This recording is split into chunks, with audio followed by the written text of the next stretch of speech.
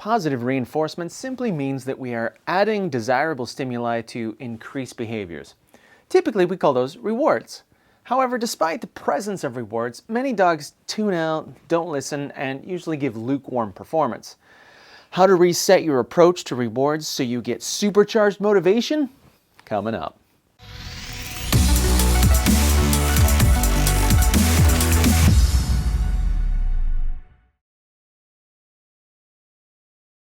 Ian here with Simpawtico Dog Training, and before we get into Modular Reward Events, please make sure you're subscribed so you never miss any of our videos.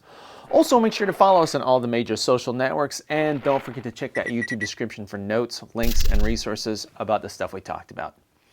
Now, we have talked several times on this channel about ways to reconceptualize positive reinforcement to try and give you more bang for your buck. I addressed this idea before when I talked about the training trifecta. I tried to emphasize the idea that rewards were more than just the things that we give dogs. I talked about the importance of praise and the importance of touch, especially from a dog's owner. We've also discussed marker training, which is a system of precision communication. When used correctly and consistently, markers can become somewhat rewarding all by themselves. This happens because a marker reliably predicts access to rewards. But one of the problems I see is that those rewards on the back end are generally relatively weak. This ultimately leads to diluted motivation and ultimately tuning out over time. This is also really common when we start trying to phase out food or we get around distractions. But I suggest that we can energize the process and bring pet owners, you guys, into a broader and more effective understanding of positive reinforcement and rewards in general. Let me start with a little allegory. Back when my wife and I got married, we honeymooned in Paris for almost 2 weeks. And it was amazing. Paris is just a magical place. I got this shirt at the Moulin Rouge, and I got this scarf at the famous Paris flea market, and I've worn it almost every winter since. But when I think about Paris, I don't think about these.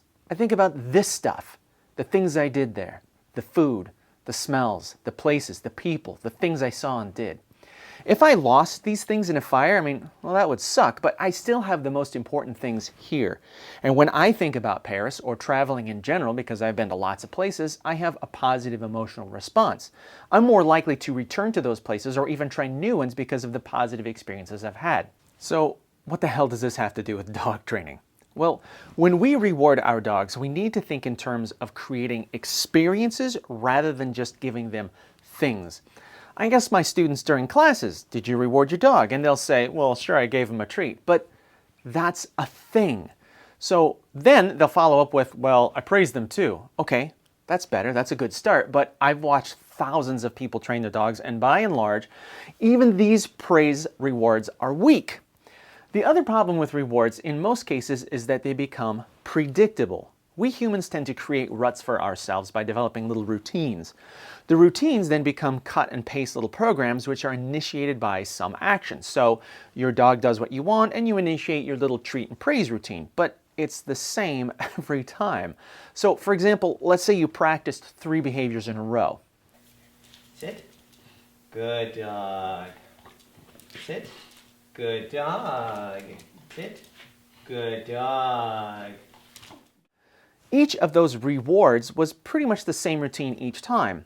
Over time, your dog will have this routine memorized and will start deciding whether or not the things they do are worth it. There's also a phenomenon in effect here called post-reinforcement pause, and basically that describes a short break that occurs after reinforcement. In dogs, you'll see this as little pockets of inattention. They'll tune out after accessing a reward. You say, good dog, hand them a treat, and then they disengage from you to see what else is going on in the environment.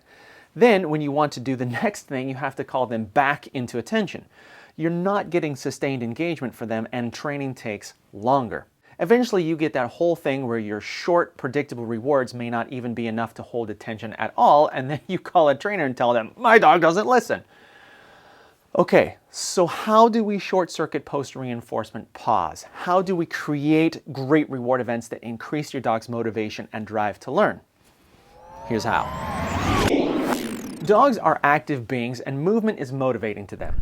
One of my personal gripes about most pet dog training methods is that they're very passive. There's a lot of handing food to dogs and there's a lot of standing around staring at each other. I prefer to have dogs move. One of the ways we do that is to have the dogs chase their rewards. We do this whether we have food, or we have toys, or we just offer praise and pettings. Dogs are always moving into reward. It's a space that they enter. This is also a type of brain hacking for a shy or nervous dog. If you work to cultivate movement into a reward space, you will build their confidence. It's spooky when things come towards a nervous dog. When a dog chooses to move towards something, that's empowering to them. That's why you sit down and let a skittish dog approach you rather than the other way around. For confident dogs, this movement will still increase their drive and motivation because it's exhilarating for them to learn. You should be genuine in your praise and enthusiastic when you do things together. You want to be as authentic as possible. Try your best to have an infectious energy. Don't wait when your dog pauses. Take off and let him catch up. Go, go, go. Set the pace for the energy that you want. Dogs are also motivated by a variance in energy levels. Sudden bursts are super stimulating. We ask for something, they do it, and we end that moment with an explosion of motion and energy. Finish.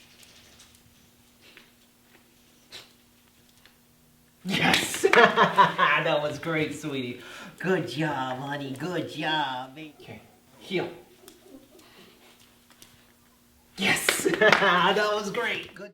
This really turns a dog on. I can't even count the number of times I've worked with a dog where we do this and you see that dog light up like, oh my God, that's amazing. In regards to our marker training, the terminal marker is the thing that initiates a reward event. For me, I use yes. Clicker trainers, for example, would use their click, but the important thing is that there is a difference between the energy of being in behavior versus ending the behavior and moving into reward, and the reward event is something that's worth working towards. That's how the marker itself becomes a reinforcer because it reliably predicts that reward event. As we talked about in both the touch tactics and the training trifecta videos, strategic petting can flood a dog's brain with even more of those feel-good chemicals. The goal is to light up the brain like a Christmas tree. Good. Stand. Yes, there we go. That was better. Much better, sweetheart. Oh, that was wonderful. Wonderful, wonderful. Are you a good girl? Are you a good girl? No, you... Vary the length of the event. As I mentioned earlier, a predictable length starts to feel routine. Unpredictability, as you'll see, is a huge factor to getting better buy-in. It's the reason slot machines keep you hooked. Sometimes a reward event will be 2 seconds. Sometimes it'll be 10. It might even go on for 20 or 30 seconds. Who knows? Make the duration of the event fluid. Also remember that multiple tangible rewards can be one event. With food rewards, for example, dogs don't have a sense of portion. If I take 3 treats in my hand and feed them to my dog, that's really just one large treat. Whether I use 3 or 5 or just half of one, it's all the same to my dog. However, if you treat sequentially, now you've extended the reward event and that slot machine is paying out over time. To a dog, that's way more interesting. Good. Good boy, Dar. Good boy. Good boy. Good boy. Now we come walking up fast. Oh, now he's getting it. Yes! Wow, that was so good, buddy. That was so good. Wow, good job. Good job, good job. Whoa, good job. Well, look at that, 5 treats. Oh my gosh, 5 treats. Oh, so good. That was hard stuff, buddy. That was hard stuff. Yeah, that was so good. Yeah. Oh, good boy. Good boy, honey. Good boy. Come on, little buddy. Again, varying the number used in each reward event will keep it unpredictable and allow you to scale up the reward event to reward better effort or to anchor in a milestone such as doing a difficult behavior for the first time. Finally, customizing reward events to fit your individual dog and you is definitely something you need to think about. The intensity of your work has to fit your dog's breed, temperament, and individual tastes, and it needs to fit what you can do physically. Some dogs are going to move and target and engage with you like you're the last 2 living things on earth. Some dogs, especially dogs that are shy, nervous, or have low frustration tolerance, will balk at some of this stuff. Remember what I told you in other videos. It's not what it is, it's what you've trained it to be. Some dogs will sprint as you move, some dogs will only follow you a few inches. Some dogs will like quick, active movement, some will prefer to go slower. Obviously, a German Shepherd will move differently than a Mastiff, and a Jack Russell will move differently than a Great Dane. Yes. Good boy. You'll notice I didn't move quite as far with Dexter either on that reward event when he sat, just because he just doesn't have the gumption for it. Yes. Good boy, sweetie. Good boy, honey. Good boy. I've used these methods with countless skittish dogs to help build their confidence in training. Once they start having fun, then we can increase the intensity of the reward events, and then their training moves much faster. Through their active training, they learn to build confidence overall, especially as we start moving reward events outside into more potentially spooky situations. Likewise, not all of you are going to physically be able to do it like I do.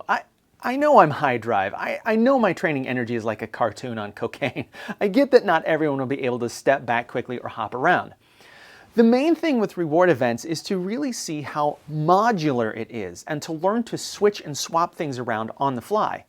Then you customize each component to fit your dog and your style of training. You don't even have to have every component in every reward event. This is just an inventory of possible reward structures. Sometimes you'll have just one or two, and sometimes it'll be the whole kit and caboodle. Remember though that unpredictability creates novelty, and that creates buy-in. The other thing that I love about structuring my training in terms of reward events is that it takes the emphasis off of the food. Food is a great training tool, but you shouldn't put all of your eggs in the basket. If you're relying on the food to do your training, well, that's like throwing a hammer at a pile of wood and hoping it builds a house. Good reward events mean that food is just one modular component of reward. When you start phasing food out as you progress, and you should, then you have a larger system of reward that you've already cultivated buy-in for that's not dependent on the food. You will have conditioned your dog to feel positive reinforcement simply because a reward event is occurring, whether it's 2 seconds or 20, and whether you have treats or not. It takes time and investment into the process to do this. You have to get your dog to want more of what you have, and I ain't talking about treats. This is the gateway to a well-trained dog, and even a dog that's great off-leash. Okay guys, lots to process from this video. Bottom line, think modular. Energy, time, movement, presentation, and customization. Build your dog's buy-in and show them how it works, and you will see great changes in their attitude and your bond. Now, questions for you. What are some other ways we can kick up motivation in our dogs? What are some snags you're having as you try to do this kind of stuff? And what are some other problems you're having as you practice? Let's connect in those YouTube comments. Don't forget to thumbs up this video if you learned something, and as always, keep learning, keep practicing, and we'll see you next time. Thanks for watching.